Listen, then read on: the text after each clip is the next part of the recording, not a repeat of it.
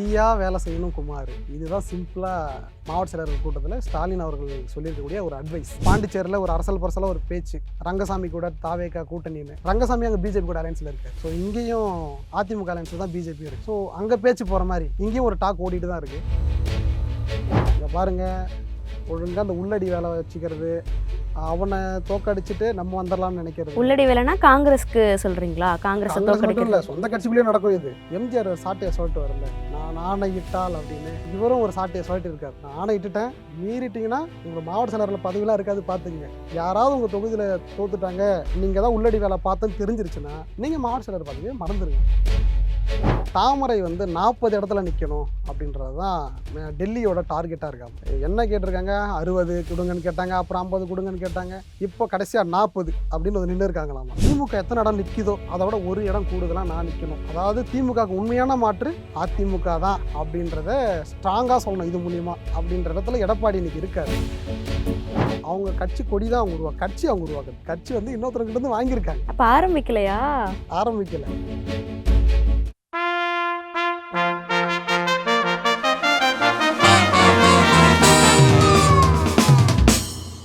Kumudam reporter நேயர்களுக்கு வணக்கம். அரசியல் களத்துல நாள்தோறும் நிறைய மாற்றங்கள் வந்துகிட்டே இருக்கு. திமுக கூட்டணியில கிட்டத்தட்ட 20க்கும் மேற்பட்ட கட்சிகள் கூட்டணி வச்சிருக்காங்க. இது மட்டும் இல்லாம தாவேகா கூட்டணி வைக்குமா வைக்காதா அப்படிங்கிற கேள்வி ஒரு பக்கம். இந்த மாதிரி பல கேள்விகளுக்கு பதில் சொல்லும் விதமாக இன்று நம்மோடு இணைந்திருக்கும் விருந்தினர் குமுதம் ரிப்போர்ட்டர் திரு கண்ணதாசன் அவர்கள். வணக்கம் சார். வணக்கம் மேடம், எப்படி இருக்கீங்க? சூப்பரா இருக்கேன், நீங்க எப்படி இருக்கீங்க? நலமா இருக்கேன். ஓகே, தேர்தலோட நாள் அறிவிச்சாச்சு. கிட்டத்தட்ட ஏப்ரல் 23 எலெக்ஷன் நடக்க போகுது. அதுக்கான ரிசல்ட் மே 4 வரப்போகிறதா அனௌன்ஸ்மெண்ட் வந்துருச்சு. இதை ஒட்டி பல செய்திகள் வந்துக்கிட்டே இருக்குது. யார் யாரோட கூட்டணி வைக்க போகிறா, யார் எவ்வளோ தொகுதிகள் வின் பண்ண போகிறா, எந்த தொகுதியில் யார் நிற்க போகிறா அப்படிங்கிற கேள்வி பலருக்கும் வந்துக்கிட்டே இருக்குது.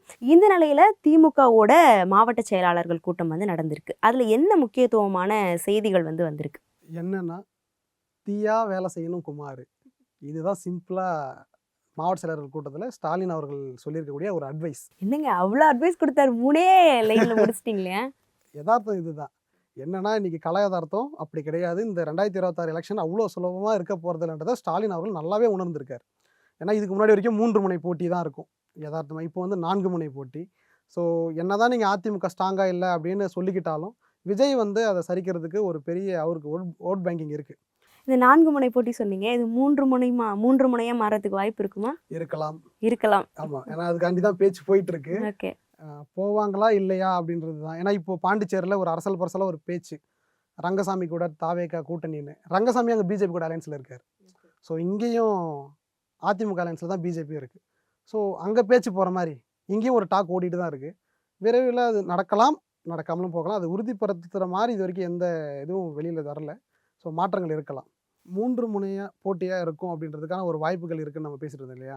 சரி, அப்படியே திமுக சைடு வருவோம். நேற்று, அதாவது 16ஆம் தேதி மாவட்ட செயலர்கள் கூட்டம் நடக்குது. அதில் அறிவாலயத்தில் நடந்த கூட்டத்தில் ஸ்டாலின் அவர்கள் தலைமையில் நடக்குது. எல்லா மாவட்ட செயலர்களும் கூப்பிட்டு வச்சு இன்ஸ்ட்ரக்ஷன் கொடுத்துருக்காங்க. ஸ்டார்டிங்கில் எப்படிலாம் நம்ம தேர்தலை எதிர்கொள்ள போகிறோம், என்னென்னலாம் வியூகம் வச்சுருக்கோம் அப்படின்னு எப்பயுமே பேசுகிற மாதிரி ஒரு கேஷுவலான ஒரு டாக் போயிருக்கு. அதுக்கப்புறம் இங்கே பாருங்கள், ஒழுங்காக அந்த உள்ளடி வேலை வச்சுக்கிறது, அவனை தோக்கடிச்சிட்டு நம்ம வந்துடலாம்னு நினைக்கிறது. உள்ளடி வேலைனா காங்கிரஸ்க்கு சொல்றீங்களா? காங்கிரஸ் இல்லை, சொந்த கட்சிக்குள்ளேயே நடக்கும் இது. ஓகே, என்னன்னா, இப்போ திமுக கட்சிக்காரங்க உதாரணத்துக்கு ஒரு மாவட்டத்தில் ஒரு 7 தொகுதியில் வச்சுக்கோங்களேன். அதில் ஒரு மாவட்ட செயலர் இருப்பார். அவர் என்ன பண்ணுவார், இந்த முறை நமக்கு அமைச்சர் ஜெயிச்சுட்டா நமக்கு அமைச்சர் அப்படின்னு எதிர்பார்த்துட்டு இருப்பார். உடனே அவருக்கு ஈக்குவலாக யார் யாரெல்லாம் ஒரு கல்வியிலேயோ பொருளாதாரத்தில் ஈக்குவலாக இருக்காங்க, செல்வாக்கோடு இருக்காங்களோ அவங்களாம் ஜெயிச்சுட்டு வந்துட்டா தனக்கான அமைச்சர் பொறுப்பு அவங்களுக்கு போய்டுன்னு யோசிப்பாங்க. அதனால் அந்த உள்ளடி வேலைகள்லாம் பண்ணி தோக்கடிக்கிறது, இந்த மாதிரி விஷயங்கள்லாம் இருக்கும்ல. ஸோ அதெல்லாம் பண்ணக்கூடாது. அதாவது சொந்த கட்சிகளுக்கு இந்த விஷயத்த சொல்கிறாரு. 2வது, நீங்கள் சொன்ன மாதிரி காங்கிரஸுக்கும் ஒரு இன்ஸ்ட்ரக்ஷன். இங்கே பாருங்கள், காங்கிரஸ் நம்மக்கிட்ட வம்பு பண்ணிவிட்டு 28 தொகுதி வாங்கிட்டு போயிட்டாங்க, நம்மளை இவ்வளோ ஒரு அதிருப்தியில் விட்டுட்டாங்க அப்படின்ற விஷயத்தில் நீங்கள் அவங்க மேலே இந்த உள்ளடி வேலை பார்க்கறதுல நீங்கள் இருக்கவே கூடாது. நீங்கள் அவங்கள தோக்கடித்தா இருந்தாலும் அது திமுக தோக்கடிச்ச மாதிரி தான். அவங்களும் நம்ம குடும்பம் தான். அதனால் நம்ம அண்ணன் தம்பி மாதிரி தான் இருக்கணும், ஜெயிக்க வச்சே ஆகணும். ஏன்னா நான் முன்னாடியே சொன்ன மாதிரி இந்த எலெக்ஷன் சுலபமாக இருக்க போகிறது கிடையாது. ஒரு இடம் ஜெயிக்கிறது ரொம்ப முக்கியம்ப்பா அப்படின்னு சொல்லியிருக்காரு. அதை கேட்டுட்டு ஐயோ அண்ணன் இப்படி ஆர்டர் போட்டுட்டாரே அப்படின்ற அளவுக்கு மாவட்ட செயலர்லாம் கொஞ்சம் இதுவாக உட்காந்துருக்காங்க. சிம்பிளாக சொல்லணும்னா, எம்ஜிஆர் சாட்டையை சொல்லிட்டு வரல, நான் ஆணையிட்டால் அப்படின்னு. அதாவது ஜனநாயகன் படத்தில் அந்த வர சீன் மாதிரி தான். இவரும் ஒரு சாட்டையை சொல்லிட்டு இருக்கார், நான் ஆணையிட்டுட்டேன், மீறிட்டீங்கன்னா உங்களோட மாவட்ட செயலரில் பதவியெலாம் இருக்காது பார்த்துக்குங்க. யாராவது உங்கள் தொகுதியில் தோத்துட்டாங்க, நீங்கள் தான் உள்ளடி வேலை பார்த்தேன்னு தெரிஞ்சிருச்சுன்னா நீங்கள் மாவட்ட செயலர் பதவியை மறந்துடுங்க. இவ்வளோ ஸ்ட்ரிக்டாக சொல்லிட்டாரா? அப்படி எல்லாருமே அப்படி உறைஞ்சி போய் உட்காந்து இருந்திருக்காங்க, என்னன்னு தெரியாமல். பார்ப்போம் அடுத்தது என்னென்ன நடக்குதுன்றது அதுக்கப்புறம் தான் தெரியும். ஓகே, இவ்வளோ ஸ்ட்ரிக்டாக சொல்லியிருக்காரு அப்படின்னும் போது அது எப்படியெல்லாம் ஃபாலோ பண்ண போகிறாங்க மாசேக்கள் அப்படின்றத பொறுத்து இருந்தால் பார்க்கணும். இப்போ அதிமுக வந்து தேர்தலை சந்திக்கிறதுல வந்து போதுமான நிதி இல்லை அப்படின்ட்டு வந்து சொல்கிறாங்களா, அது எந்த அளவுக்கு உண்மை?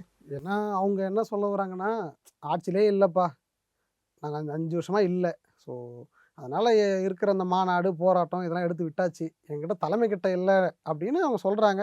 அது எந்த அளவுக்கு உண்மைன்றது அவங்களுக்கு தான் தெரியும். ரெண்டாவது, எலெக்ஷனை சந்திக்கிறதுக்கு என்கிட்ட பைசா இல்லை அப்படின்னு அவங்க சொல்ல வராங்கும்போது, இப்போது ஒரு கட்சியிலையும் தன்னோட வேட்பாளர்கள்கிட்ட இருந்து தேர்தல் செலவுக்காக கொஞ்சம் ஸ்வீட் பாக்ஸஸை எதிர்பார்ப்பாங்க. கொஞ்சம் இனிப்பாக இருக்கட்டுமே, அதுக்கு தான் மக்கள் வாக்காளர்களுக்காக இருக்கட்டும், நிர்வாகிகளுக்காக இருக்கட்டும், கொஞ்சம் இனிப்பாக இருக்கணும் அப்படின்றதுக்காக ஸ்வீட் பாக்ஸ் கொஞ்சம் எதிர்பார்ப்பாங்க. அப்படி வேட்பாளர்கிட்ட மட்டும் வாங்கலை, கட்சி நிர்வாகிகள்கிட்டையும் இப்போ கேட்டிருக்காங்களா. இப்போ நான் தான் மாவட்ட செயலர்னு வச்சுக்கோங்க. நீங்களா? நான் இல்லைங்க, அந்த கட்சி நிர்வாகிகளை சொல்கிறேன். சரி சரி சொல்லுங்க. நிர்வாகிகள் இருப்பாங்க இல்லைங்களா, அவர் ஒரு மாவட்ட செயலர்னு வச்சுப்போம். அந்த மாவட்ட செயலருக்கு அவர் என்ன சொல்லுவார், தான் வேட்பாளர் நிற்கணும்னு ஆசைப்படுறதை தாண்டி தன்னோட ஆதரவாளர்களுக்கெல்லாம் மீதி இருக்கிற 1-2 தொகுதிலாம் அப்படி கொடுத்துட்டோம்னா நம்மளோட செல்வாக்கு நல்லா இருக்கணும் அவர் எதிர்பார்ப்பார்ல. அந்த மாதிரி அண்ணன் நம்ம தம்பி தான், இந்த தொகுதி யார் தம்பி கொடுத்துருங்க அப்படின்னு கேட்பார்ல. இந்த மாதிரி சிபாரிசுக்கு போனாலும் அவங்கக்கிட்டையும் ஸ்வீட், அதாவது அந்த வேட்பாளர்கள்கிட்ட வாங்குற ஸ்வீட் பாக்ஸ் மட்டும் கிடையாது, அந்த சம்மந்தப்பட்ட மாவட்ட செயலரும் கொடுக்கணுமா. புரியுதா? வேட்பாளர் ப்ளஸ் மாவட்ட செயலர் யார் ரெஃபர் பண்ண, அதாவது அவங்கள ரெஃபர் பண்ணி நீங்கள் சீட்டு கேட்டிங்கன்னா நீங்களும் ஸ்வீட் பாக்ஸ் தரணும். நீங்கள் எதனா ரெஃபர் பண்ணுறீங்க, நீங்களும் கொடுத்துருப்பாங்க அப்படின்ற மாதிரி தான். இப்படி தான் என்ன நடந்ததுன்னா, சமீபத்தில் ஒரு சென்னையில் இருக்கக்கூடிய ஒரு ஷாப்பிங் தொகுதி, அந்த தொகுதியில் ஒரு நல்ல செல்வாக்கான ஒரு நபர், சரிங்களா, அவரை கூப்பிட்டு, என்னப்பா எலெக்ஷன் வேறு வருது, டேட் வேறு அறிவிச்சிட்டாங்க, சரி ஒரு 100 ஸ்வீட் பாக்ஸ் கொடு, நம்ம நிர்வாகிகள்லாம் கொஞ்சம் கஷ்டப்படுறாங்க, இனிப்பாக இருக்கட்டும் அப்படின்னு சொல்லியிருக்காங்க. என்னது அண்ணன் 100 அப்படின்னு அவர் ஷாக் ஆகியிருக்கார். என்னப்பா 100 தானே, அதெல்லாம் உனக்கு சர்வசாதாரணம் அப்படின்னு. இந்த புதுப்பேட்டை படத்தில் குமார்னு ஒரு கேரக்டர் தனுஷ் நடிப்பார். அவர் என்னென்னா, தம்பி அடுத்ததும் தொகுதி தான் பார்த்துக்க, நீ தான் செலவு பண்ணன அப்படின்னோடனே, ஆனால் நான் உங்களுக்கு எவ்வளோலாம் கொடுத்துருக்கேன், எனக்கு சீட்டு தர மாட்டீங்களா அப்படின்னு கேட்பார்ல, அதே மைண்ட் செட்டை தான் அவர் நின்றுருக்கார். என்னென்ன அப்படின்னு கேட்கட்டோடனே, இல்லைப்பா உங்கள் இடத்துலேருந்து எவ்வளோ வசூல் ஆகுன்றது எனக்கு நல்லாவே தெரியும், நீ வந்து ஒன்றும் இல்லாத வேலை நடிக்காத அப்படின்னு இங்கேருந்து இவ்வளோ வருதுன்னு லிஸ்ட்டு போட்டிருக்காங்க. ஆஹா, சூட்சமத்தை கண்டுவிட்டாரே அப்படின்ற மாதிரி, சரிங்கண்ணே பார்ப்போம் அப்படின்னு அவர் கிளம்பி போயிட்டுருக்காரு. போன உடனே வேலையும் கூடுதலாக ஆரம்பிச்சிட்டாரு. எப்பயுமே வாங்குகிற ஸ்வீட் பாக்ஸ் மட்டும் இல்லை, இங்கே பாருங்கள், அடுத்த முறை நான் தான் இங்கே திரும்பி எம்எல்ஏ நிற்க போகிறேன், ஒழுங்காக எங்களுக்கு நீங்கள் தரதெல்லாம் விட கொஞ்சம் கூடுதலாக கொஞ்சம் கொடுங்க அப்படின்னு கேட்டு கராராக வாங்குறாராம். அடடா, கொடுக்குறவங்களாம் அப்போ கடுப்பாயிருப்பாங்களே, என்னடா இது முன்ன விடவும் இப்போ நிறைய கேட்குறாங்க அப்படின்னு. ஆமாம், அப்படி அதே நிலமை தான் அங்கே இருக்கக்கூடிய வியாபாரிகள், தொழிலதிபர்கள், இவங்களுடைய மைண்ட் செட்லாம் அப்படி தான் இருக்குதான். சரி, இது ஒரு பக்கம் இருக்குது. இன்னொரு பக்கம்லாம் அதிமுக கிட்ட வந்து கூடுதல் தொகுதி வந்து கேட்குறதா பேச்சுக்கள் அடிப்படுதே. ஆமாம், நீங்கள் யாரை சொல்கிறீங்கன்னு தெரியுது, எல்லாமே மேலே இருக்கிறவங்க பார்த்துப்பா அப்படின்ற மாதிரி தான், மேலே இருக்கிறவங்க தான் அது. தாமரை வந்து 40 இடத்துல நிற்கணும் அப்படின்றது தான் டெல்லியோட டார்கெட்டாக இருக்காம. என்ன கேட்டிருக்காங்க, 60 கொடுங்கன்னு கேட்டாங்க, அப்புறம் 50 கொடுங்கன்னு கேட்டாங்க, இப்போ கடைசியாக 40 அப்படின்னு வந்து நின்று இருக்காங்களாமா. அந்த உனக்கும் வேணாம் எனக்கும் வேணாம் 6 ரூபாய். ஆமாம், அதே தான் 40 அப்படின்னு வந்து நின்று இருக்காங்களாம். அதிமுக இந்த தேர்தலில் வந்து நான் ஜெயிக்கணும், அதாவது என்னோட தலைமையில் ஆட்சி அமைக்கிறதுல தெளிவாக இருக்கிறாங்க. ஆனால் அந்த செல்வாக்கு மட்டும் போராது, திமுக அன்றைக்கி வந்து நீங்கள் ஆரம்பத்திலே சொன்ன மாதிரி 23 கட்சிக்கிட்ட கூட்டணி அமைச்சு ஒரு வலுவாக இருக்கிறாங்கன்னும் போது அந்த செல்வாக்கு மட்டும் போதாது, விஜயம் உள்ளே கொண்டு வரணும் அப்படின்றதுக்கான யோசனையில் டெல்லி இருக்குது. ஸோ ஆனால் எடப்பாடிக்கு அதில் பெருசாக ஈடுபாடு கிடையாது. வந்தால் நம்மளுடைய செல்வாக்கு குறைஞ்சிடும், பீகார் மாதிரி ஒரு நிலமை வரும்னு அப்படி யோசிக்கிறாரு. இதுக்கிடையில் வர இன்னும் ஒரு வாரத்துக்குள்ளே தொகுதி பங்கீட்டுலாம் கூட்டணிக்கெலாம் பேசி முடிச்சிடணும். என்ன தான் அவங்க இதுக்காக வெயிட் பண்ணுன்னு டெல்லி சொன்னாலும் நான் இதை கேட்குற மாதிரி இல்லை. நான் தொகுதி பங்கீட்டுலாம் நிறைவு செஞ்சு எல்லாருக்கும் பிரித்து கொடுத்தணுன்றத எடப்பாடி வந்து தெளிவாக இருக்காரா. அதில் இன்னொரு ஹைலைட் என்னென்னா, இப்போ 23 கட்சிகள் கிட்ட திமுக அலையன்ஸ் வச்சுருந்தாலும் அவங்களுக்குலாம் பிரித்தது போக ஒரு 150 இடத்துக்கு மேலே நிற்கிறதுக்கு தான் திமுக ட்ரை பண்ணுது. அதே மாதிரி திமுக எத்தனை இடம் நிற்கிதோ அதை விட ஒரு இடம் கூடுதலாக நான் நிற்கணும், அதாவது திமுகவுக்கு உண்மையான மாற்று அதிமுக தான் அப்படின்றத ஸ்ட்ராங்காக சொல்லணும் இது மூலிமா அப்படின்ற இடத்துல எடப்பாடி இன்றைக்கி இருக்கார். அதனுடைய வெளிப்பாடாக என்ன சொல்லியிருக்காரு, இங்கே பாருங்கள், நீங்கள் அதிகமாகலாம் கேட்டுட்ருக்காதீங்க, காங்கிரஸ்க்கு எப்படி அங்கே 28 கொடுத்தாங்களோ அதே மாதிரி நான் உங்களுக்கு 28 கொடுக்குறேன், உங்க கூட நீங்கள் சொல்லிட்டு இருக்கீங்களா தேஜக கூட்டணியில் தான் எங்கள் கூட கட்சிக்காரங்களாம் இருக்காங்க அப்படின்னு சொல்லிட்டு இப்போ டிடிவி கூட வெளிப்படையாக சொன்னார், நான் அதிமுக கூட பேச மாட்டேன், பிஜேபி கிட்ட தான் பேசுவேன், ஏன்னா நான் தேஜக கூட்டணியில் இருக்கேன் அப்படின்னாரு. ஸோ அந்த மாதிரி உங்களுடைய கூட்டணி கட்சின்னு யார் யார் சொல்கிறீங்களோ அவங்களுக்குலாம் மீதி 12. ஸோ 28 + 12 40. இதை நீங்கள் பார்த்துக்கோங்க அப்படின்னு. இதை வச்சு டெல்லி என்ன கணக்கு போடுதுன்னா, ஸோ நீங்கள் வந்து 28 இடத்துல நம்மளுடைய கட்சிக்காரன் நிற்க வைக்கிறது மட்டும் கிடையாது, மீதி 12 இடம் இருக்குல்ல, அந்த இடத்துலையும் கூட்டணி கட்சி கொடுக்குற மாதிரி கொடுத்துட்டு அதுலேயும் தன்னோட சின்னத்தில் நிற்க வைக்கிறது அவங்க. உதாரணத்துக்கு டிடிவி இருக்காருன்னா அவருக்கான குக்கர்னு ஒரு சின்னம் இருக்குது, ஸோ அவரையும் தாமரையிலே நிற்க வைக்கலாம் அவரோட வேட்பாளர்களையும் அப்படின்னு கணக்கு போடுறாங்களாமா. இந்த ஜான் பாண்டியன், பாரிவேந்தர் இவங்க எல்லாருக்கும் அந்த மாதிரி கொடுக்கலாம் அப்படின்னு ஒரு முடிவில் இருக்காமா. சரி ஓகே, எப்படியோ 40 நம்மளோட தாமரை சின்னம் நிற்குது அப்படின்னு டெல்லி வந்து ஆஹா அப்படின்னு ஒரு அளவுக்கு பெருமூச்சு விட்டுட்டு உட்காந்துருக்காங்க. இப்போ எடப்பாடி அவர்கள் சொன்னீங்க, அவர் தான் வந்து யார் யாருக்கு எவ்வளோ சீட் போகணும், மாற்று வந்து அதிமுக தான் அப்படின்ட்டு நினைக்கிறதா சொல்லியிருந்தீங்க. ஆனால் தீர்மானிக்கக்கூடிய இடத்துல அவர் இருக்காரா? எல்லாமே மேலே இருக்கிறவங்க பார்த்துப்பாங்க அப்படின்னு இருக்கும்போது அவர் எப்படி தீர்மானிக்கிற இடத்துல இருக்காரா? ஏன்னா இதுக்கு முன்னாடி வரைக்கும் எல்லாமே போயஸ் கார்டன் தான். இதுக்கு முன்னாடி ஹிஸ்ட்ரி வரைக்குமே அம்மா இருக்கும்போதெல்லாம் கூட போயஸ் கார்டனில் தான் எல்லாருடைய இந்த டீலிங் எல்லாமே நடக்கும், தொகுதி பங்கிலும் நடக்கும். என்னதான் டெல்லிலாம் உள்ளே தலையிட்டு இதில் இந்த மாதிரி குழப்பங்கள் பண்ணாலும் அவங்க சொல்கிறது தான் இறுதி. அதே முடிவில் தான் இப்போ எடப்பாடி இருக்கார். ஸோ அது நடக்குதா இல்லையான்றது இன்னும் ஓரிரு தினங்கள் எல்லாம் தெரிஞ்சிடும். கண்டிப்பாக. இன்னொரு பக்கம் மலையும் மணியும் வந்து ஒன்றா சேர்ந்து ஒரு காம்போவாக வரப்போகிறதா ஒரு பேச்சு அடிப்படுது, அது என்ன கதை? அது என்னென்னா கோவை தான். கோவையில் இப்போ பார்த்தீங்கன்னா இன்றைக்கி என்னதான் திமுக ஆளுங்கட்சியாக இருந்தாலும் கோவை வந்து ஒரு அதிமுகவோட கோட்டை அப்படின்ற அளவுக்கு தான் அங்கே இருக்குது நிலைமை. ஏன்னா அங்கே ஒரு 10 தொகுதி இருக்குது. அந்த 10 தொகுதியுமே ஏடிஎம்கே அலைன்ஸ் தான். 9 தொகுதி ஏடிஎம்கே எம்எல்ஏ இருக்காங்க, 1 வந்து வானதி அவர்கள் பாஜக இருக்குது. ஸோ 10 தொகுதியிலையும் வந்து ஏடிஎம்கே வந்து கோல வச்சுட்டு இருக்கு. அந்த இடத்துல போன நாடாளுமன்ற தேர்தல் என்ன நடந்ததுன்னா திமுக வந்து வெற்றி பெற்றுச்சு. 2வது இடத்துல பாஜகவுடைய அண்ணாமலை வந்தார். 3வது இடத்துல தான் அதிமுக வந்தது. நீங்கள் அதிமுகவையும் வாங்கின ஓட்டையும் அண்ணாமலை வாங்கின ஓட்டையும் ஒருங்கிணைச்சு பார்த்தீங்கன்னா அவங்க தான் வெற்றி. ஸோ தனித்தனியாக நிற்கும் போது அங்கே செப்பரேட் ஆகிடுச்சு, அங்கே திமுக வந்து ஜெயிச்சுட்டு போயிட்டாங்க. மார்ச் 13ஆம் தேதி அன்னைக்கு நாளை நமதே தமிழ்நாடும் நமதே அப்படின்னு பாஜக தலைமையில் ஒரு கூட்டம் நடத்தியிருக்காங்க. பாட்டோட வரிகள் மாதிரி இருக்கே. எல்லாமே எம்ஜிஆர் தான். எம்ஜிஆரை விட்டுட்டு இன்னைக்கு அரசியல் இல்லைன்ற நிலைமைக்கு தான் வந்துட்டாங்க. சரிங்களா? சாட்டையை சொல்கிறது என்ன, அடுத்து தொப்பி வைக்கிறது என்ன, கூலிங் கிளாஸ் மாட்டுறது என்ன, எல்லாமே எம்ஜிஆர் மையை பற்றி தான் இந்த எலெக்ஷனை நடக்க போகுதுன்னு நினைக்கிறேன். எல்லா கட்சியுமே சமரசம் இல்லாமல் அவரை தான் கையில் எடுத்திருக்காங்க. ஸோ அதே மாதிரி தான் பாஜகவும் ஒரு மேடை போட்டு நடத்திருக்காங்க. அதில் தான் எஸ்பி வேலுமணியும் பங்கேற்றிருக்காரு. பாஜகவுக்கு ஒரே ஷாக்கு, ஆஹா அண்ணன் வந்துட்டாரே அப்படின்னு. அவர் வந்தது சர்ப்ரைஸ் இல்லை. அடுத்து என்ன சொல்லியிருக்காருன்னா, அந்த தொண்டர்கள் எல்லாம் அப்படியே உற்சாக ஆகிற மாதிரி ஒரு வார்த்தை சொல்லியிருக்காரு, நாங்களும் உங்களை மாதிரி அண்ணாமலையோட பேச கேட்க ஆர்வமாக இருக்கிறோன்னே அவர் வெளியிட்டோன்னே பரவாயில்லையே எவ்வளோ பெரிய சீனியராக இருந்தாலும் என்ன மனுஷன் அப்படின்ற மாதிரி எல்லாம் அப்படியே கூஸ் பம்ஸ் ஆகியிருக்காங்க. அதுக்கேற்ற மாதிரி அடுத்து அண்ணாமலை வந்து திமுக ஒரு தாக்கியிருக்காரு. குழந்தைகள்லேருந்து மூதாட்டிகள் வரைக்கும் இங்கே பாதுகாப்பு இல்லை அப்படின்னு ஒரு வீசின உடனே பயங்கரமாக அங்கே ஆர்ப்பரிப்பு இருந்திருக்கு. நல்ல மக்கள்கிட்ட ரெஸ்பான்ஸு. இது ஒரு சைடு அப்படி எடுத்துக்கிட்டாலும் போன எம்பி எலெக்ஷனில் அண்ணாமலை வந்து 2nd பிளேஸ் வந்தார்ல, அதுக்கு காரணம் வேலுமணி சரியாக வேலை செய்யலை அப்படின்னு ஒரு டாக் இருந்தது. ஸோ ஏன் அவருன்னா அவருக்கு அதாவது அவருக்கு பிடிக்காத ஒரு வேட்பாளரை வந்து அதிமுக தலைமை நிறுத்துச்சு, அதனால தான் அவர் கண்டுக்காமல் போயிட்டார். அதனால் அண்ணாமலை வந்து அங்கே 2nd பிளேஸ் வந்துட்டார்னு ஒரு டாக் இருந்தது. ஸோ இந்த முறை சரிங்க, நான் அன்னைக்கு நீங்கள் எனக்கு ஃபேவர் பண்ணீங்க, இன்றைக்கி உங்களுக்கு நான் பண்ணுறேன் அப்படின்ற மாதிரி அண்ணாமலையும் அந்த 10க்கு 10 இடங்களை வெல்றதுக்கு நான் உங்களுக்கு உறுதுணையாக இருக்கிறேன் அப்படின்ற அளவுக்கு 2 பேரும் ஒன்று சேர்ந்துட்டாங்களாம். இதை கேட்டால் திமுக சும்மா இருக்குமா? ஏன்பா போன முறையே வாஷ் அவுட் பண்ணி காலி பண்ணிட்டீங்க, இந்த முறையாவது எதனா கொஞ்சம் நெஞ்சம் எதனா எடுக்கலான்னு பார்த்தா அதுக்கும் திரும்ப ஒன்று சேர்ந்துட்டீங்களே அப்படின்னு அவங்களும் இன்னும் ஸ்ட்ராங்காக வேலை செய்ய ஆரம்பிச்சிட்டாங்க. இதுக்கடையில் சின்னம்மா வேற கட்சியோட பேரை அறிவிச்சிட்டு தான் சொல்கிறாங்க. ரொம்ப பேசிட்டேன், இப்போ அந்த கட்சியோட பேர் வேற ரொம்ப லென்த்தாக இருக்கு, என்னால் சொல்ல முடியாது, நீங்களே சொல்லிடுங்க.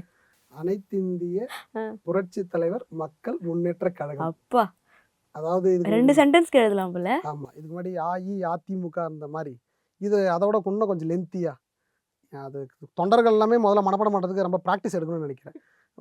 விவேக்னு நினைக்கிறேன் ஒரு படத்தில் என்னப்பா கட்சி பேர் வைக்கலாம் அப்படின்னு உடனே திமுக திமுக அதிமுக பாஜகன்னு ஒரு பேரை ரைமிங்காக படிப்பா. அப்படி அந்த மாதிரி இது எல்லா பேரையும் ஒன்று சேர்த்து வச்ச மாதிரி ஒரு பேர். ஆமாம், இப்போ இந்த மீம்ஸ் தான் வந்து இப்போ ட்ரெண்டிங்கில் போயிட்டுருக்கு. அவங்க பேர் அவங்க வந்து போன மாதம் கட்சி ஆரம்பித்தாங்க, பசுமொன்னில் ஆரம்பித்தாங்க, கொடியை மட்டும் காட்டினாங்க. ஆமாம், கொடி மட்டும் ஆரம்பிச்சிட்டாங்க. அடுத்தது என்ன நடக்குது மேலே டெல்லியிலேருந்து என்ன ரியாக்ஷன் வருதுன்னு பார்க்கலான்னு சொல்லிட்டு கொஞ்சம் வெயிட் பண்ணாங்க. அப்பயே நம்ம பேசியிருந்தோம் என்னென்னா அவங்க இப்போதைக்கு பேர் அறிவிக்க போகிறதில்ல, அடுத்த மாதம் தான் அறிவிக்க போகிறாங்க. நம்ம அப்பயே சொல்லியிருந்தோம். சொன்ன மாதிரியே இப்போ போன 13ஆம் தேதி மார்ச் 13ஆம் தேதி அன்றைக்கி அறிவிச்சிட்டாங்க. அந்த கட்சி கூட இதில் ஹைலைட் என்ன தெரியுமா, அவங்க கட்சி கொடி தான் அவங்க உருவாக்குனது, கட்சி அவங்க உருவாக்குறது இல்லை. கட்சி வந்து இன்னொருத்தர்கிட்ட இருந்து வாங்கியிருக்காங்க. 2016ல் மதுரையை சேர்ந்த ஒரு நபர் அந்த கட்சியை வந்து பதிவு செஞ்சு தேர்தல் ஆணையத்தில் பதிவு செஞ்சு இப்போ சின்னத்தையும் வாங்கி வச்சிருக்காரு. தென்னந்தோப்புன்னு ஒரு சின்னம். அந்த கட்சியில் இப்போது சசிகலா அவர்கள் போய் இணைஞ்சிருக்காங்க. இதான் உண்மை. அப்ப ஆரம்பிக்கலையா? ஆரம்பிக்கலை, அவங்க போய் இணைஞ்சிருக்காங்க. அந்த கட்சியில் இப்போ பொதுச் செயலாளராக இருந்து தான் தலைமை எடுத்து நடத்த போகிறேன் அப்படின்னு அவங்க சொல்லியிருக்காங்க. அதுக்கப்புறம் என்னென்னா, இந்த எலெக்ஷனில் அதிமுகவை தோற்கடிக்கணும் அப்படின்றது அவங்களுடைய பிரதான ஒரு எய்ம். ஏன்னா நம்ம ஏற்கனவே பேசியிருந்தோம்ல, 30 இடங்களை நிறுத்துகிறேன், அதிமுக வெற்றியை தடுக்கிறேன் அப்படின்றது தான். அதனால வேட்பாளர்கள்லாம் இப்போ தேர்ந்தெடுத்து அங்கே நிற்க வைக்கிறதுக்கான வேலைகள்லாம் அவங்க போயிட்டுருக்காங்க. ஆனால் வேட்பாளர்கள் எல்லாம் தலை தெரிச்சு ஓடுறாங்களாம். எதனால? செலவுக்கு என்ன பண்ணுறது, ஜெயிக்கிற மாதிரினா விருப்பப்பட்டு கொடுக்கலாம், ஜெயிப்புமானும் தெரியாது, எந்த அளவுக்கு வாக்கு வரும்னு தெரியாது, இது நம்பி இறங்கலாமா வேணாமா, ஒரே கன்ஃபியூஷனாக இருக்கேன்ற மாதிரி அந்த வடிவேல சொல்கிற மாதிரி தான் அந்த பஸ்ஸில் அந்த 50 நிமிஷம் தருவானா மாட்டானான்ற மாதிரி இவங்க நின்னா ஜெயிக்க முடியுமா முடியாதான்னு எல்லாம் தெரிச்சு ஓடிட்டு இருக்காங்க. சரி, இதெல்லாம் ஒரு பக்கம் போயிட்டு இருக்கு. மயிலாடுதுறையில அங்க இருக்கக்கூடிய மக்கள் ஆளும் கட்சி மேல பெரும் அதிருப்தியில இருக்கிறதா செய்திகள் வருது. என்ன கதை இது? எலெக்ஷனை ஒட்டி எப்படிடா ஜெயிக்கிறதுன்னு ஒரு காய நகரத்தெலாம் பண்ணிட்டு இருக்காங்க. ஒரு மாவட்டத்துக்கும் ஒரு தொகுதிக்கும் என்னென்னலாம் வாக்குறுதி கொடுத்தாங்களோ அதை இந்த கடைசி நேரத்தில் செஞ்சு முடிச்சிடணுன்றது அவங்களோட டார்கெட். அந்த மாதிரி மயிலாடுதுறையில் என்னென்னா பஸ் ஸ்டாண்டை கட்டி திறக்கிறேன் அப்படின்னு சொல்லியிருந்தாங்க. நல்ல விஷயம் தானே. ஏன்னா இப்போ அது முழுசாக கட்டி திறந்தா பரவாயில்ல, அரையும் குறையுமா திறந்து வச்சுட்டாங்க. இதுதாங்க பிரச்சனை. என்னென்னா இப்போ நீங்கள் எலெக்ஷன் வருதுன்றதுனால அது முழுமையே பெறாமல் அவசர கதியில் திறந்து நாங்களும் பஸ் ஸ்டாண்டை திறந்துட்டோம்பா அப்படின்னு சொல்லிட்டாங்க. அப்போது பொதுமக்களுக்கு வந்து நீ திறக்காமலே இருந்திருக்கலாம் அப்படின்ற மைண்ட் செட்டில் தான் அவங்க இருக்கிறாங்க. அதேதான். அதுதான் அங்கே அதிருப்தியாக இருக்குது, வேற எதுவும் இல்லை. ஓகே, திமுகவில் வந்து மதிமுக திடீர் சிக்கலை வந்து கொடுக்குது அப்படின்னு வந்து சொல்லிட்டு இருக்காங்க. அது என்ன சிக்கல்? இப்போ திமுக அலையன்ஸில் பார்த்தீங்கன்னா எல்லா கட்சியுமே, கூட்டணி இருக்கிற எல்லா கட்சியும் ஓரளவுக்கு நல்ல சீட்டு தான் வாங்கிட்டு போயிட்டுருக்காங்க. காங்கிரஸ்லாம் ஏற்கனவே வாங்கினதோட கூடுதலாக இப்போ புதுசாக வந்த தேமுதிக கூடுதலாக தரப்போகிறன்ற மாதிரிலாம் போயிட்டுருக்கு. இப்போது அடுத்தது பார்த்தீங்கன்னா விசிகாவும் கம்யூனிஸ்ட்டுகளும் எங்களுக்கும் அதே போல் கூடுதலாக கொடுங்கன்னு முட்டிட்டு நிற்கிறாங்க. இதில் என்னென்னா சத்தமே இல்லாமல் குறைச்சி கொடுத்ததை மகிழ்ச்சியாக வாங்கிட்டு வெளியில் வந்து சந்தோஷமாக பேசின ஒரே எல்லாம் வைகோ தான். மதிமுக தான் அப்படி கொடுத்தாங்க. ஏன்னா போன முறை அவங்க 6 இடத்துல நின்னாங்க. இந்த முறை 4 சீட்டு கொடுத்து 3 வந்து நீங்கள் உதயசூரனில் ஒரு சின்னம் வந்து உங்களுக்கு என்ன ஒதுக்குறாங்களோ அதில் நில்லுங்க அப்படின்னு சொல்லிட்டாங்க. இப்போ இது ஒரு சைடு. 2வது போன முறை ராஜ்யசபா எம்பியாக வைகோ அவர்கள் இருந்தாங்க. இந்த முறை அதுவும் கிடையாது. ஸோ ராஜ்யசபா எம்பி சீட்டும் காலி, ஏற்கனவே வாங்கின சீட்டில் 2 சீட்டு காலி. அதனால் இந்த முறை என்னென்னா கடையநல்லூர் அப்படின்ற தொகுதி எங்களுக்கு கொடுங்க. ஏன்னா 2த்தையும், அதாவது எம்பி சீட்டும் போச்சு, 2 சீட்டும் எம்எல்ஏ சீட்டும் பறி கொடுத்துட்டோம், இதையாவது கொஞ்சம் கொடுங்களாம்ப்பா அப்படின்னு கடையநல்லூர் தொகுதியை போய் கேட்டிருக்காரு. மனுஷன் நம்மளுக்காக எல்லாத்துக்கும் இறங்கி போயிட்டா அப்படி, இதை கூட தர முடியாத பாவி ஆயிட்டேனம்மா அப்படின்ற அளவுக்கு திமுக என்ன சிக்கல் இப்போ திமுக? ஏன்னா திமுக வந்து 2001க்கு அப்புறம் அந்த இடத்துல நிற்கவே இல்லை. ஸோ இந்த 25 கேப்பில் நான் இந்த முறையாவது நிற்கணும் அப்படின்னு அந்த இருக்கிற தொண்டர்களுடைய விருப்பம். ஏன்னா இத்தனை முறையை நீங்கள் கூட்டணி கட்சிக்கே கொடுத்துட்டீங்க, அப்போ நாங்களாம் எதுக்கு இருக்கிறோம் அப்படின்னு தொண்டர்களோட குமுறல். ஸோ அந்த முறை நிற்க வைக்கலாம் அப்படின்னு அங்கே இருக்கிற நிர்வாகிகள் எல்லாம் அறிவாலயத்துக்கு தகவல் தட்டி விட்டுருக்காங்க. கூடுதலாக மேலிடத்து ஒரு பெண் நிர்வாகியோடைய ஆதரவாளர்களும் என்னுடைய ஆதரவாளருக்கு சீட்டு கொடுங்க அங்கே அப்படின்னு அவங்களும் ரெக்வஸ்ட் பண்ணியிருக்காங்க. இப்படி நிர்வாகிகளும் ஒரு சைடு, குடும்பத்திலேருந்து ஒருத்தரும் ஒரு கோரிக்கை வைக்கிறாங்க. இதுக்கு இடையில தான் நானும் வருவேன் அப்படின்னு மதிமுக வைகோ அவர்களும் அந்த தொகுதியை கேட்டிருக்காரு. ஸோ இதனால் என்ன பண்ணுறது, நம்மளும் 25 வருஷம் நிற்கலை, இவரும் கேட்குறாரு, நம்மளுக்காக எல்லாத்தையும் விட்டும் கொடுத்துட்டாரு, என்ன பண்ணுறதுன்னு ஒரு தர்ம சங்கடமான ஒரு சூழ்நிலையில் அறிவாலயம் இருக்குது. இது எல்லாத்தையும் தாண்டி வைகோ அவர்கள் இன்னொரு முடிவு எடுத்திருக்காரு. என்னென்னா அவருக்கு 4 தொகுதி ஒதுக்கியிருக்காங்க இல்லைங்களா, இந்த 4 தொகுதிக்காக தேர்தல் அறிக்கையை வந்து இன்றைக்கி வெளியிட்டிருக்காரு. திமுக கூட்டணியில் இருக்கிற யாரும் இது வரைக்கும் அறிவிக்கலை, இவர் தான் ஃபஸ்ட் ஆள். ஸோ எல்லாத்துலேயும் வந்து நானே முந்திக்கிட்டு இருக்கிறேன் அப்படின்றதுல இதையும் அவர் நிரூபிச்சிட்டாரு. ஆக மொத்தம் இப்போ திமுக கூட்டணி யார் யாரெல்லாம் வந்து எவ்வளோ தொகுதிகள் வாங்க போகிறாங்க, யார் யாரெல்லாம் கூட்டணி அமைக்க போகிறாங்க, 4 முனை தானா இல்லை 3 முனையா, என்ன ஏது அப்படின்றது வந்து பொறுத்திருந்து தான் பார்க்கணும். பார்ப்போம். நன்றி.